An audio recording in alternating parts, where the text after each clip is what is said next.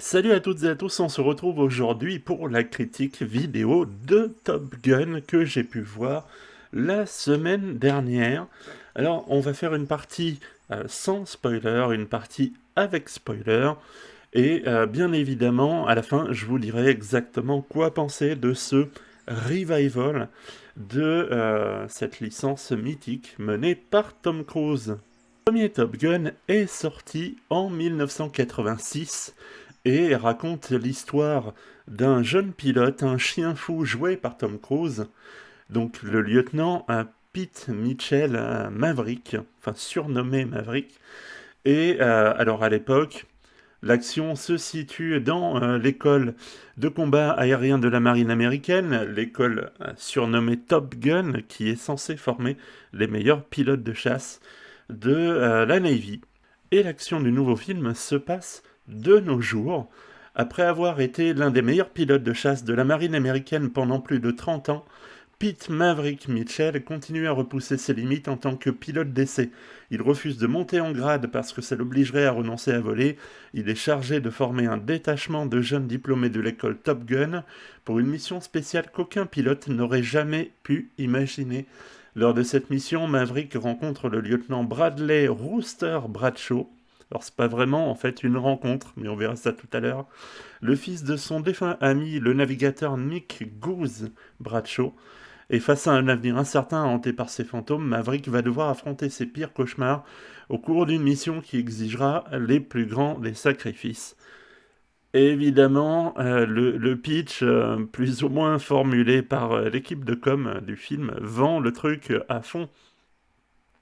Alors, effectivement, il y a un revival de Top Gun. En fait, le film est en projet depuis... enfin, la suite, donc Maverick, est en projet depuis 2018.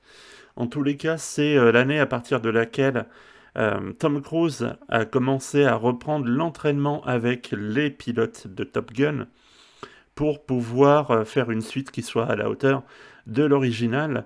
L'idée étant de pouvoir impliquer un maximum les acteurs et les actrices dans leur rôle, notamment Tom Cruise qui s'est énormément entraîné avec des dizaines et des dizaines et des dizaines d'heures de vol aux côtés des pilotes de Top Gun. Et il a imposé à tout le casting, du moins celles et ceux qui allaient jouer les jeunes recrues, de faire la même chose, de le suivre là-dessus, sans quoi Top Gun 2 ne se ferait pas.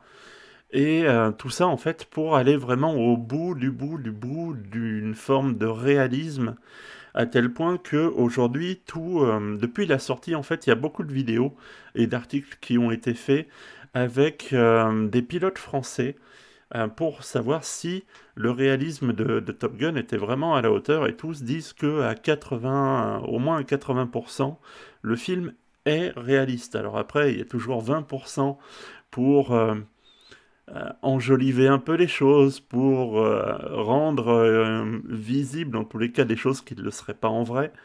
Mais de toute façon, voilà, il y a au moins 80% du film qui est réaliste. Et ça se voit dans les expressions faciales des acteurs et des actrices. Par exemple, quand ils se prennent des montées en charge, donc des montées en G, c'est-à-dire le moment quand on vole où notre poids est multiplié par 1, 2, 3, 4, 5, 6. Là, en l'occurrence, ça va jusqu'à 10 G pour Tom Cruise, en tout cas, 9 G pour les autres. Et on voit, mais réellement, physiquement, la déformation du visage. On voit et c'est très bien représenté, le moment où la vision se brouille presque complètement, où le pilote est sur le point de perdre ses repères. Et ça rend admirablement bien, et tout, tout est poussé dans ce sens-là. Donc ça, c'est top parce que c'est ce qui tient le film, en fait, des séquences d'action, parce que le film dure 2 heures, un tout petit peu plus de 2h10. Des séquences véritablement d'action, en gros, il va y en avoir plein d'action. Il va y en avoir à peu près 3. Donc ça représente quand même une bonne partie du film, parce que dans les 3, il y a évidemment toute la phase d'entraînement. Il y a le dogfight, très attendu, qui a été montré d'ailleurs en partie dans les bandes annonces. C'est pour ça que je me permets d'en parler. Il y a une séquence au début qui est assez intéressante d'ailleurs. Mais surtout, en fait, le film est axé sur les changements qui sont survenus dans la vie de Maverick. C'est-à-dire qu'il a toujours un côté chien fou. Ça, voilà, on ne se refait pas, et encore moins à 60 ans. Mais par contre, il a pris beaucoup de sagesse. Ça, il n'y a pas de doute. Et en fait, il est vraiment fait pour driver ces jeunes et pour leur expliquer en gros ce qu'il faut faire, pas faire, et à quel moment on peut faire ce qu'on n'est pas forcément toujours censé faire, mais pour que la mission se passe au mieux.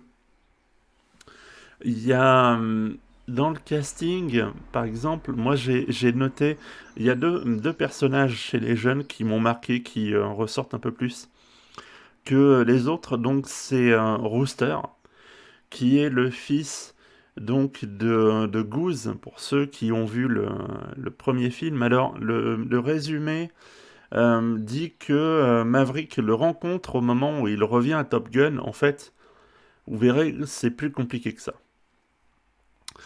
Je vous spoile pas le truc, parce que c'est quand même... leur relation, elle est vraiment au centre du film, et du début à la fin. Mais vraiment, c'est le fil rouge.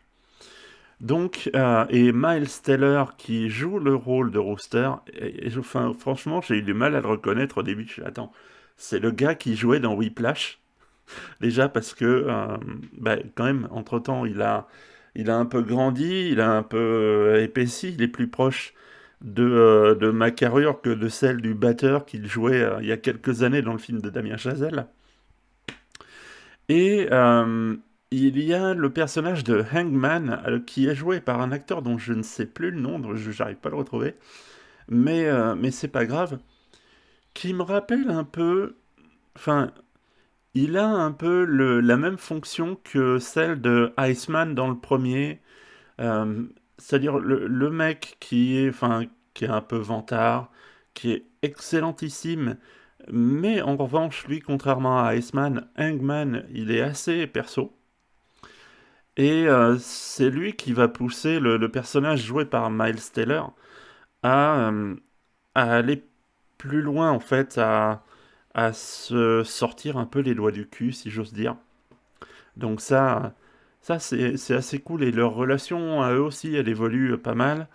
Il y a dans les autres personnages marquants, il y a Penny, bien sûr, qui est jouée par Jennifer Connelly. Alors, l'idée de dire, et c'est ça que j'ai trouvé un peu dommage dans la promo, c'est que l'idée de dire on va pas faire revenir le personnage de Kelly McGillis, euh, parce que ça serait trop regardé vers le passé, etc.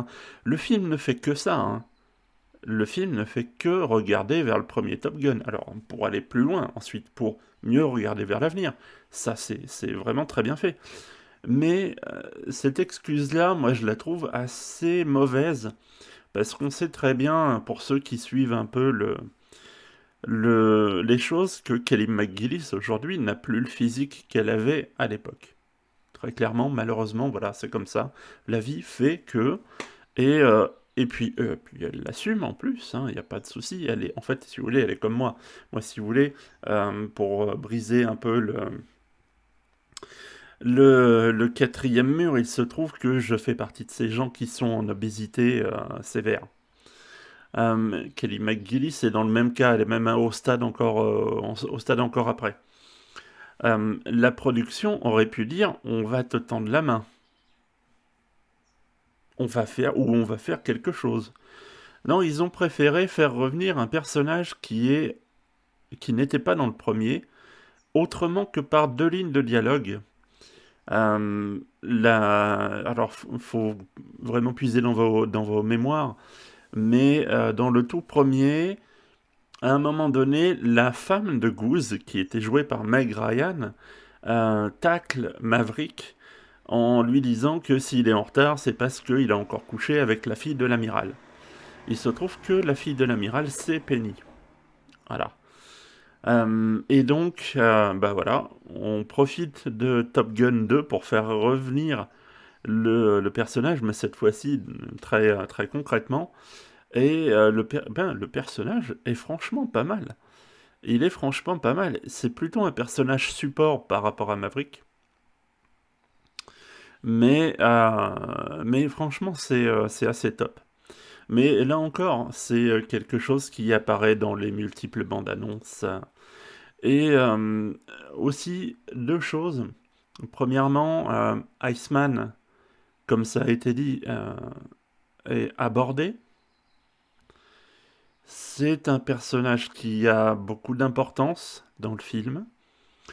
Et il y a un nouvel amiral, en fait le directeur de Top Gun, qui est joué par John Hamm, que j'ai failli pas reconnaître dans le rôle.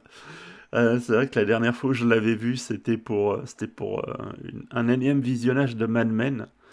Là c'est plutôt le rôle d'un, genre, je crois, d'un général ou d'un amiral qui va mettre beaucoup de temps à comprendre le fonctionnement de Maverick et qui va le faire chier quand même bien comme il faut, mais le faire chier pas dans le sens c'est pas un méchant, mais le faire chier dans le sens où voilà, il y a des règles, des protocoles à respecter que ben évidemment Maverick, et c'est Maverick. Voilà. Euh, Globalement, si je devais donner un premier avis là maintenant tout de suite, je dirais que le film est à voir parce que déjà la réalisation est magistrale. C'était difficile de faire mieux que Tony Scott à l'époque, mais l'évolution des techniques cinématographiques aujourd'hui fait que on peut aller encore plus loin dans le réalisme, plus loin dans le côté caméra embarquée, et puis parce que la volonté de réalisme de Tom Cruise rejaillit aussi dans les images. Ça, il n'y a pas de doute, et très honnêtement, je pense qu'il n'y a pas beaucoup de moments où les plans ont dû être retouchés, truqués, quand il a fallu voler à 30 pieds de haut, ce qui est vraiment rien, hein, c'est pas grand-chose, quoi, pour un pilote de chasse. Ils l'ont vraiment fait. Donc ça, c'est cool. C'est cool, c'est cool. Il faut aller le voir. Moi, honnêtement, il y a des passages où je ne sais pas pourquoi, je sais pas si c'est la nostalgie ou quoi, mais il y a des scènes, pas forcément donc des scènes d'action, qui m'ont tiré quelques larmes, je dois le dire. Mais c'est vraiment, euh, c'est vraiment très fort. Je m'attendais pas du tout à ça, mais vraiment pas. Je m'attendais à un Tom Cruise plus en mode moi-je, comme il peut l'être dans les Missions Impossibles. Euh, mais en fait, non. En fait, voilà, je me suis fait cueillir. Euh, et on va passer en fait directement à la partie spoilers. Et puis après, je vous referai un petit topo de fin pour vous donner un avis un peu plus définitif. Et dans cette partie spoilers, je vais aborder trois points qui cimentent véritablement tout le film. Alors si vous ne l'avez pas vu et que vous avez envie de le voir et que vous avez prévu d'aller le voir là maintenant tout de suite, enfin dans la foulée de la vidéo, bah, mettez en pause, n'hésitez pas, parce que c'est vraiment trois points qui sont des piliers de l'intrigue. Si vous avez prévu de le voir, mais dans 6 mois, 1 an, 2 ans, 3 ans, quand il sortira sur les plateformes de SVOD ou en location ou autre, ben à la limite, faites un peu comme vous voulez. Vous pouvez très bien continuer à regarder la vidéo et puis faire en sorte d'oublier ce que je vais dire. Et puis voilà, c'est comme vous le souhaitez, mais voilà, à partir de maintenant, on est vraiment dans la partie spoilers. Et le premier qui me semble capital, c'est de parler d'Iceman. il aura échappé à personne pour qui suit un petit peu l'actualité cinématographique que depuis maintenant quelques années, Val Kilmer est malade. Il est malade, il est, enfin, sa voix est très très compliquée. Enfin, ouais, il peut plus jouer, hein, on va pas se mentir. Euh, il est le plus souvent en fauteuil roulant, donc c'était extrêmement compliqué. Ça a failli être un frein pour le film parce que malgré tout, dès 2018, quand Tom Cruise a commencé à travailler sur le projet, il voulait vraiment trouver un moyen de faire participer Val Kilmer au film, et sans quoi il ne ferait pas le film du tout, du tout, du tout. Et ils ont trouvé un moyen, et je dois dire que c'est bien senti parce qu'en fait c'est Iceman qui ramène Maverick à Top Gun. Il le ramène d'une façon un peu particulière parce que, donc, au début du film, le personnage de Tom Cruise est, pilote d'essai pour des avions hyper sophistiqués. Et il se trouve que ce programme d'essai, pour cause d'économies à réaliser, enfin, un truc classique, va être fermé. Et l'armée a décidé de rapatrier sur insistance de Iceman, qui est devenu amiral, un amiral très influent, a décidé en fait de ne pas mettre Maverick à la retraite, mais de l'envoyer en tant qu'instructeur à Top Gun. Et au début, on le voit échanger avec Iceman par SMS. Et en moi-même, je me disais, ah quand même, bon, c'est un moyen de l'intégrer, mais est-ce que c'était vraiment nécessaire ou quoi? Et il y a un moment où, à cause de plein de choses, d'un manque de confiance en lui, de plein de trucs, il y a un moment où Maverick va retrouver Iceman et où on découvre donc Val Kilmer dans son fauteuil, totalement incapable de parler et ne communiquant avec le monde extérieur que par le biais de son ordinateur portable. Et pendant 5 minutes, ils discutent. Et Tom Cruise lui dit ce qu'il a sur le cœur, et Val Kilmer tape la réponse sur son écran de PC. En soi, déjà, la séquence, elle est, euh, elle est pas facile à voir parce que y a rien de caché de la maladie de Val Kilmer. Et on la prend frontalement, surtout quand on s'est pas forcément bien renseigné auparavant, avant d'aller voir le film. On la prend frontalement, et ce qui ressort, c'est que il y a un moment donné où le personnage de Iceman et Val Kilmer se mélangent en fait un peu, et on voit que le gars a quand même le, le courage d'affronter la situation, d'avoir la tête haute, d'avoir le sourire, et d'être là en tant que vrai soutien de Maverick, et de Tom Cruise aussi au passage, très certainement, parce que c'est vraiment le genre de scène où il se passe pas grand-chose et où on sent que les deux sont très liés en fait. Et ça c'est top.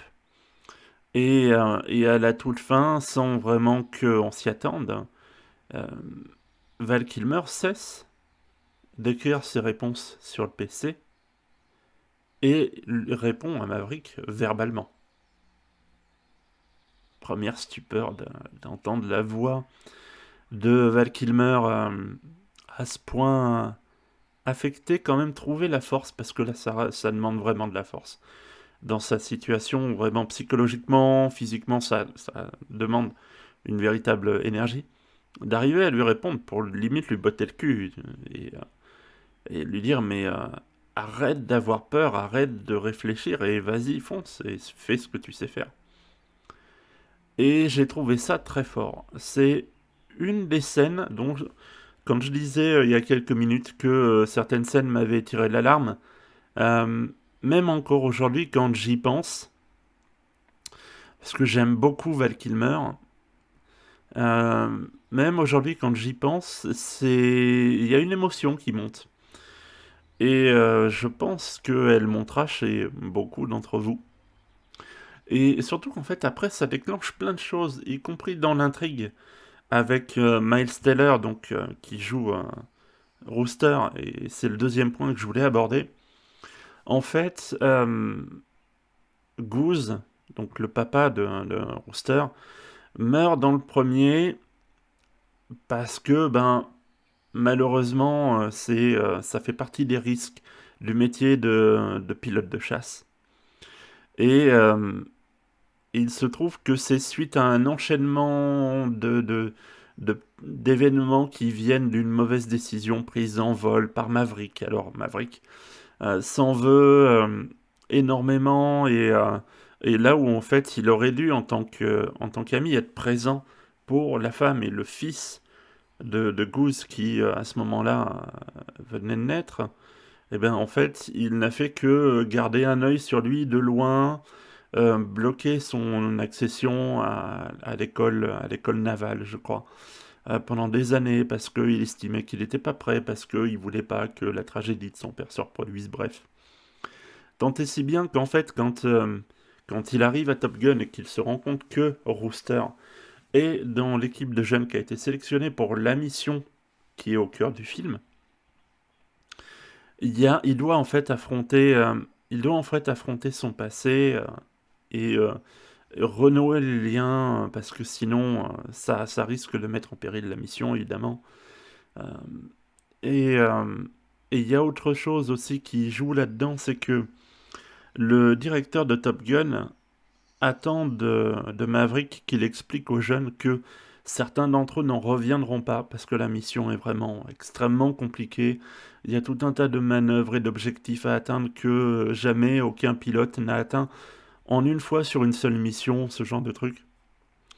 Et, du coup, Maverick va contre ça, puisque pour lui, il est hors de question déjà d'en perdre un seul, et encore moins de perdre Rooster. Il a déjà perdu le père, il n'a pas envie de perdre le fils.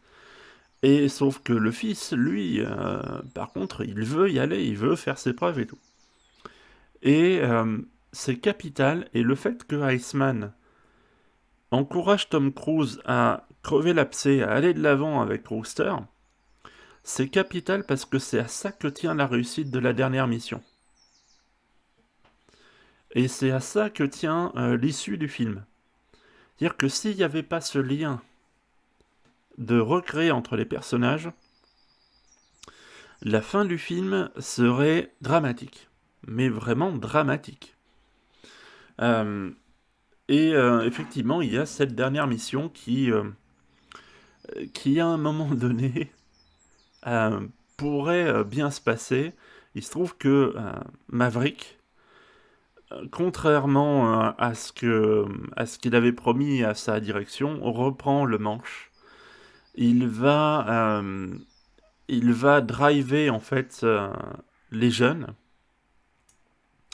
Pour cette mission, il prend vraiment le lead et il y va à fond et il fait tout. Enfin, il prend sur lui en tous les cas d'arriver à faire ce qu'il faut et au moment où il est censé partir, en fait, bon, ça se passe pas très bien. Et, sur place, en fait, avec Rooster, donc, ils retrouvent en fait un vieux. Alors, je crois que c'est un F-14 qui vient d'ailleurs du premier film.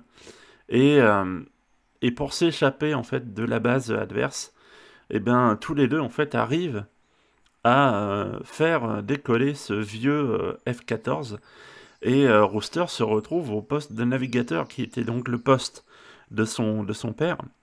Et, il doit, en fait, il y a 300 canaux à tester pour pouvoir recontacter, en fait, les alliés, en fait, le soutien et tout. Il doit tous les tester et trouver le canot qui potentiellement va marcher pendant que Maverick ben, va devoir tenir les ennemis à distance. Et Et comme il y a ce lien qui a été recréé et recréé de façon efficace, eh ben, les deux se donnent vraiment à fond, ils vont vraiment au bout et ils se disent, quitte à y rester, franchement, on va y rester ensemble et en faisant de notre mieux. Et il se trouve que Rooster arrive à réparer la radio et, euh, et on sent qu'à un moment donné, à ce moment-là, quand les deux sont sauvés et que Maverick se rend compte que lui n'a pas pu le faire parce que réellement il était à court de solutions, il n'avait plus rien. Il n'avait plus rien et il avait en face de lui un troisième avion ennemi qu'il n'avait pas pu voir venir, qui allait les fumer, mais qui allait les fumer propre et net. Hein. Et si Rooster n'avait pas réussi son job à lui, eh bien, Hangman n'aurait pas pu décoller avec un F-18, arriver dans le dos de l'ennemi et l'abattre propre et net avant que ça se termine en catastrophe.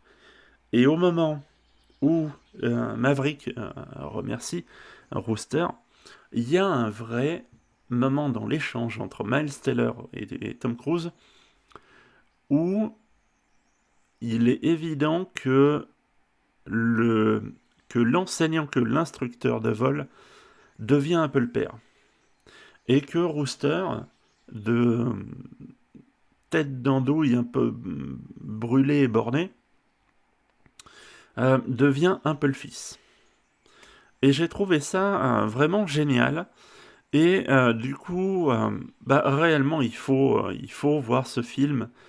C'est pas que une plongée dans les années 80, mais même si, on retrouve certains hits qui sont caractéristiques de Top Gun, du premier Top Gun, comme Danger Zone, comme le thème de Top Gun, extrêmement chouette et il est teasé. Hein. Ah, il est teasé. Depuis le début jusqu'à la fin, il est vraiment teasé de ouf. Jusqu'à ce qu'on l'ait réellement en version complète sur la fin. Ça, c'est top. Et, euh, et c'est surtout un film qui donne envie de se dépasser. C'est très inspirant, en fait, comme film, bizarrement. C'est très, très inspirant. Euh, le succès qu'il a au box-office est vraiment intéressant et mérité. Tom Cruise a été très clair sur le fait que, à ce jour, rien n'est prévu pour un autre Top Gun, que ça ne se ferait pas avant d'avoir un scénario qui soit aussi bon que celui du 1 et du 2, et que ça n'était pas sa priorité. Après, le succès actuel du film va peut-être le faire changer d'avis. Peut-être que les choses s'accéléreront un peu. Mais sachant que quand même c'est quelqu'un qui a de la volonté, s'il a dit qu'il préférait attendre avant d'en faire un troisième, puis d'autant plus qu'il a déjà pas mal de projets sur le feu, comme la fin de la saga Mission Impossible. Mais si le prochain a un scénario aussi intéressant, qualitatif, pourquoi pas? Après, comme l'ont dit certains pilotes français qui ont été amenés à voir le film, ou en avant-première, ou le jour de la sortie, certains ont pointé du doigt le fait que euh, Top Gun aujourd'hui n'est plus la seule école d'élite de formation des pilotes de chasse. Et que notamment l'armée de l'air anglaise et l'armée de l'air française ont aussi ce genre d'école.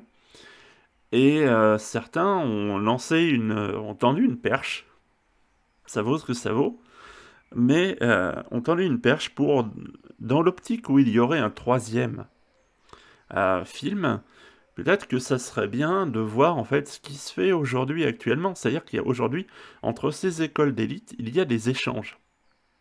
C'est-à-dire que tous les ans, en fait, les Américains viennent chez nous pour voir un petit peu notre façon